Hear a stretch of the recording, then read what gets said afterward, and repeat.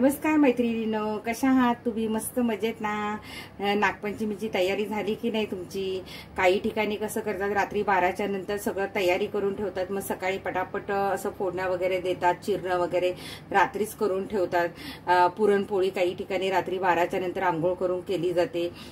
तर पण आता कसं धावपळीच्या जगामध्ये सगळ्यांना जमतं असं नाहीये.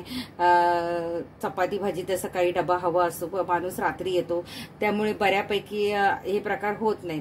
तर आता आज आपण नेहमी काय करतो, नागपंचमीला दिंड करतो. काही ठिकाणी प्रत्येकाच्या प्रथा वेगळ्या असतात. मोदक करतात, पातोळी करतात, तर आमच्याकडे दिंड करतात.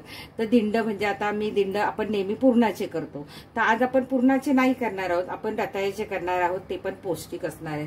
त्याच्यासाठी लागणारे साहित्य, तर इथे मी अर्धी वाटी मिल्क पावडर घेतलेली आहे. इथे आपल्याला चवीनुसार गुळ घ्यायचा आहे, किती गोड पाहिजे त्याप्रमाणे मी अर्धी वाटी गुळ घेतलाय. इथे मी काय केलंय, दोन रताळी घेतलेली आहे मोठी, आणि ती छान कुकरला लावली आणि थंड झाल्यानंतर ती किसणं गरजेचं आहे, कारण त्याच्या त्या रेषा असतात, रशा असतात ना, त्या निघून जातात किसल्यामुळे. आणि इथे थोडी वेलची आणि जायफळची पूड घातलेली आहे. बस एवढं साहित्य लागतं. आणि तुम्हाला हवं असेल तर केशर पण थोडं घाला, ड्रायफ्रूट घालू शकता. तर आता आपण काय करूया, गॅस पेटूया आणि पुढच्या तयारीला लागूया. आता आपण गॅस चालू केलेला आहे. आपण थोडंसं तूप घालायचंय, छान त्याला तुपाचा सुवास आला पाहिजे.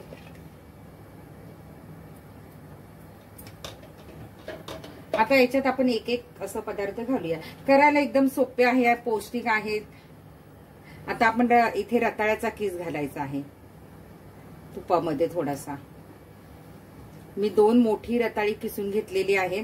आता इथे गुळ पण आपण लगेच घालून घ्यायचं, कारण ते आपल्याला जास्त काही परतायचं नाही. गुळ थोडासा विरघळला ना की झालं आपलं सारण तयार.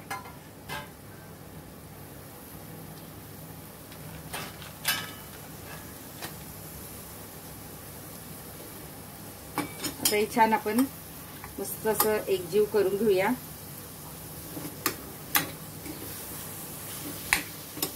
करायला एकदम सोपे आहे, पौष्टिक आहे.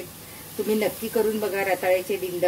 आपण एरवी नेहमीच तेच सारण चण्याच्या डाळीचं शिजवून ते दिंड करतो, तर जरा ह्यावेळी जरा तुम्ही वेगळ्या पद्धतीचे दिंड करून बघा, खूप छान होतात.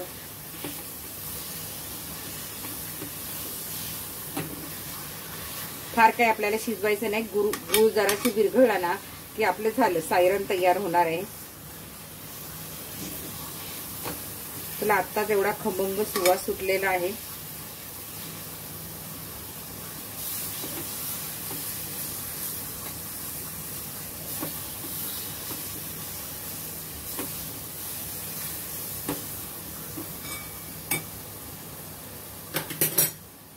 चिमूटभर आपल्याला मीठ घालायचं आहे.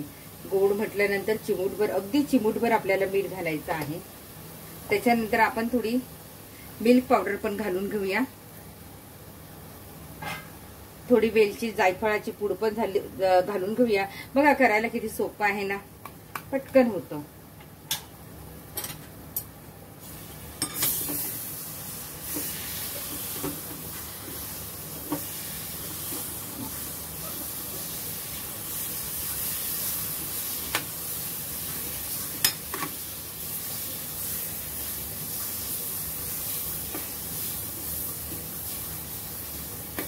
गॅस बारीकच ठेवायचा आहे. आता आपण थोडंसं केशर पण घालूया याच्यामध्ये. थोडंसं केशर पण घातलेलं आहे. आता आपला गॅस बंद करायचा आहे. गॅस मी पूर्णपणे बंद केलेला आहे आणि छान हलवून घ्यायचंय आपल्याला. आपला गूळ पण छान वितळलेला आहे. हे जसं थंड होईल ना तसं ते घट्ट होईल.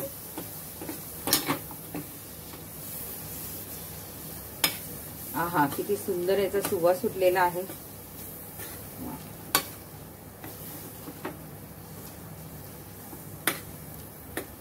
आता हे आपलं सारण तयार झालेलं आहे.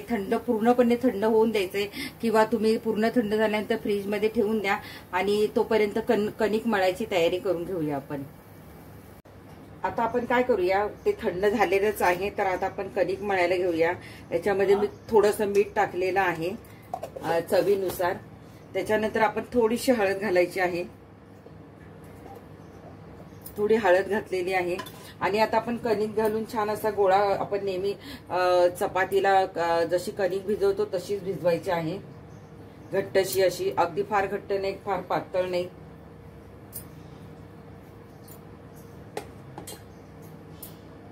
आता ही छान आपण कणिक मळून घेऊया, मस्त असा घट्ट असा गोळा. आणि आपलं सारण पण आता बघा, तुम्हाला दाखवते मी, पूर्णपणे आपलं थंड झालेलं आहे सारण. हे बघा, आपलं सारण पण भरपूर असं व्यवस्थित असं थंड झालेलं आहे मस्त. आता आपण कणिक मळून घेऊया.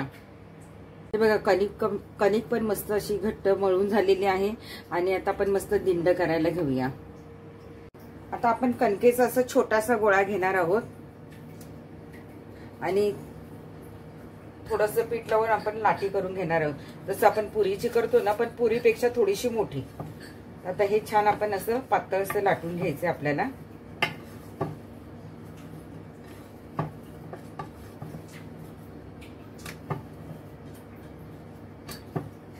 पातळ लाटायची आपल्याला पारी.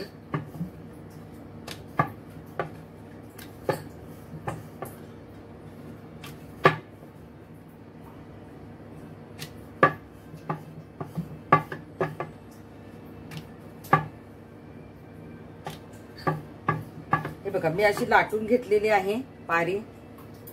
आता याच्यात आपण सारण भरूया. सारण बघितलं आपण थंड झाल्यानंतर किती घट्ट झालं आहे. हे सारण मस्त भरायचं आपल्याला. आणि मग असं इथून फोल्ड करायची आपल्याला. मग इथून करायची फोल्ड, मग अशी परत फोल्ड करायची आहे. कारण आता हिला आपण वाफवायचं आहे ना. ते बघा, अशा प्रकारे आपले दिंड तयार झालेले आहेत. आता मी हे साईडला ठेवते. आता परत दुसरी करायला घेते. एक लाटी मी लाटलेली आहे. आता तुम्हाला एक कानवल्याचा प्रकार दाखवते. आमच्याकडे कानवली करतात, दिंड करतात. तर आता कानवली कशी करायची, तर त्याला फक्त आकार द्यायचा.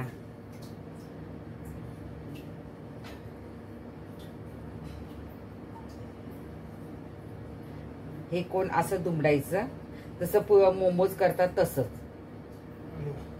हे बघा,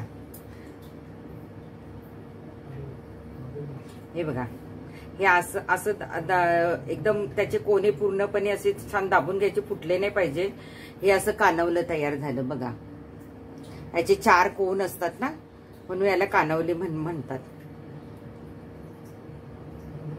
काय केलं तर कानवलं केलं असं म्हणायचे. कानवली उकडली. हे बघा, छान आपलं कानवलं तयार झालेलं आहे. असंच मी सगळे असे दिंड करून घेते. छान आपण पाणी उकळत ठेवलेलं आहे. आणि आता आपण याच्यावर चाळणी ठेवूया. आणि याच्यामध्ये आता हळदीची पानं मिळतात, तर आपण हळदीच्या पानांचा वापर करणार आहोत. तर इथे आता आपले जे झालेले दिंड आहेत ते वाफवायला ठेवायचे. ते बघा, सगळे दिंड झाले. एक 13-14 दिंड झालेले आहेत. तर छान आपण त्याला वाफवायला ठेवूया.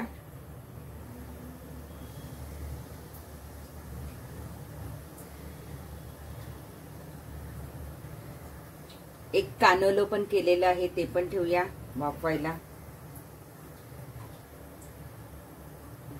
चिघटले नाही पाहिजे, थोडस लांब लांब ठेवूया.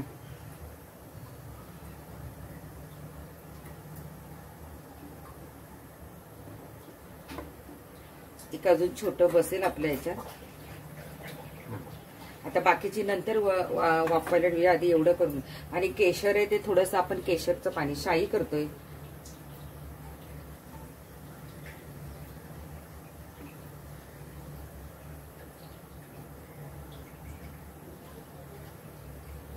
छान अशा केशरच्या काड्या लावून घ्यायच्या.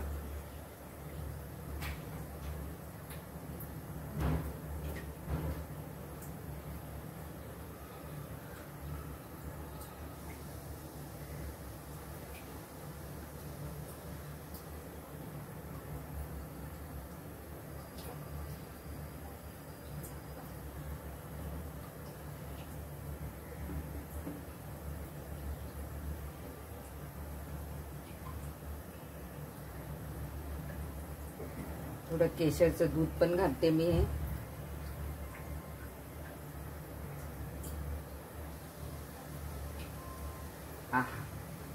आता हे छान आपण एक 15 मिनिटं वाफवायचंय मीडियम गॅसवर.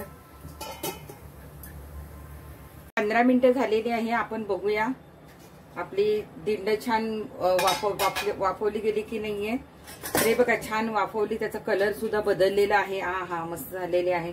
हे बघा छान अशी चिकटत वगैरे नाहीये, छान काढता येतील आपल्याला मस्त अशी बघा.